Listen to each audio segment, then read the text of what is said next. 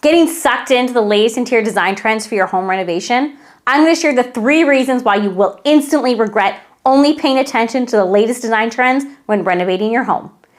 I've seen this exact mistake happen time and time again, and I've helped over 30 of my clients fix this issue and create a home that is unique to them and their needs instead of just trendy. Make sure to give this video a thumbs up if you like this type of content, share my video with anyone who's designing and building their dream homes, and of course, subscribe to my channel if you haven't already. Click on that notification bell to be notified every time we drop new videos on the channel every Thursday. Let's get started. Number 1, you become cookie cutter. It's so easy to get sucked into the latest interior design trends because it's what we see constantly on social media, design TV shows, in magazines, in furniture stores. It's everywhere. And because we see it constantly, we think it's what we actually like and want for our homes. This is actually an example of frequency and illusion. Once you notice something for the first time through watching your fave design show or thrifting through a magazine, you see it constantly and is the only thing that you notice over and over again. So you think that because you notice it all the time, you must love it.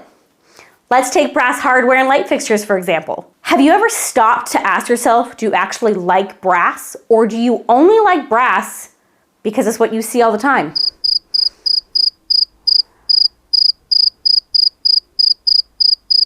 So we jump right in and we redesign our homes to the latest interior design trends and post our updated spaces on social media, seeking likes, comments, and approvals from others. Yet that design you spent thousands of dollars on looks exactly the same as everyone else's. You've become cookie cutter, lost in the sea of images and spaces that look the same, yet slightly different. There is nothing that represents you, your family, or your unique needs. If you're completely lost in the idea of finding your own interior design style and what that would even look like, check out my video where I walk through the 3 questions you need to ask to find your interior design style. Number 2, interior design trends timestamp your home. When we only input trendy design styles in our homes or input these trends in bulk and large areas, it becomes a giant calling card that screams, "I was renovated in the gray trend," or the black and white trend. Does this mean that you can't use trends in any shape or form if it's something that you like or like for this moment in time? No, but it does mean that you should be more aware of what is trending and be more selective on where you place them. Inputting design trends in expensive hard finishes like cabinetry, floor and wall tile, flooring, and expensive furniture pieces make these design choices permanent installations into your home, which not only sets the tone for your house's overall design intent and style direction, but becomes the backdrop that the other design and aesthetic decisions end up revolving around. It is far more difficult to change the design direction of your home when your flooring, tile selections, and cabinetry all scream one specific design trend and time period. Opt for more timeless hard finish selections that suit the character and age of your house, and then jazz up areas to be more trendy where they can more easily be switched out seasonally or every few years with the latest design fad. Like area rugs, paint colors, lighting sometimes, cabinetry hardware, accent furniture pieces and trinkets, throw pillows. Timeless doesn't mean boring. Timeless means structured and intentional. Like a well-fitting blazer or a pencil skirt or a pair of dress pants or a cocktail dress. These elements are statement pieces in your closet that you layer in bold, trendy, and fashion-forward finds that make your outfit pop. The same goes for your interior, just in more of a 3-dimensional way. If this is resonating with you, hit that like button right now. Number 3, when you realize it's not your design style, it will cost you way more to switch out.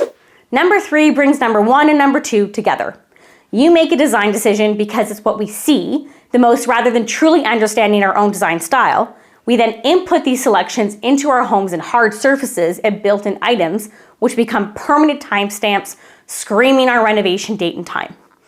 Can anyone say modern farmhouse? That trend was popular for so long and was input into houses throughout North America, both in exterior as well as interior design selections. It's like we wake up from a deep sleep, the fog is lifted, and all of a sudden we realized that not only does modern farmhouse or any particular design trend not fit our house's character and style, but we actually don't like it at all. So we crave change. We crave updating our home so that this style that is no longer a reflection of what we like is gone. But making those changes isn't cheap.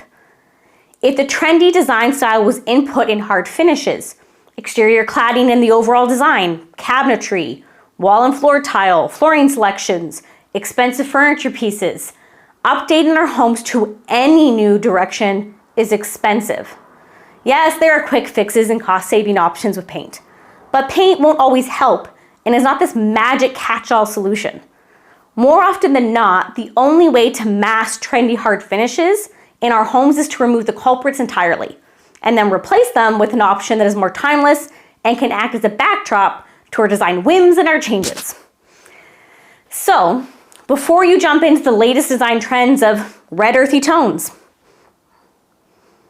Hellenistic revival,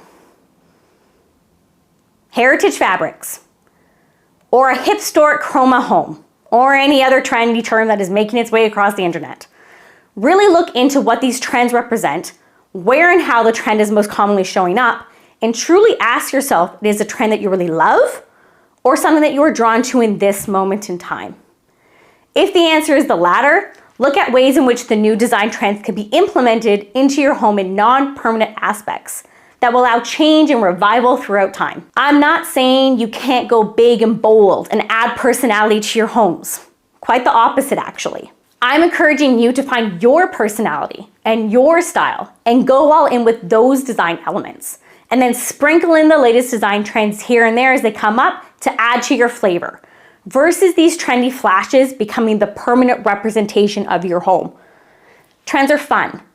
They are a way of looking at design a little differently and bringing in new flavor to our homes and spaces. They can spark inspiration, and they can spark a well-needed kick in the butt to make a change to your space. But when we are unclear as to what we truly like and don't like, we then seek out design trends with defining characteristics to inform us of what we should be liking. And then we create homes void of our personalities and what truly sparks joy in our lives. Instead, we are designing and building our home for others, not ourselves. I hope you gained some clarity on interior design trends from this video. It's been a long overdue in the making and such a fun one to make. Let me know your thoughts on today's list. Am I wrong on any of the reasons why only following interior design trends leads to design regret? Let me know in the comments below. And if you're struggling to create your dream space and to find that unique style, I would love to help you. Join me in my free design challenge, House to Home, where I walk you through the exact steps and processes to create your dream space with ease. Click on the link in the description to join the waitlist today. And be sure to check out this video next on why painting your home in interior black is not the answer you're looking for. You can also find the link in the description below.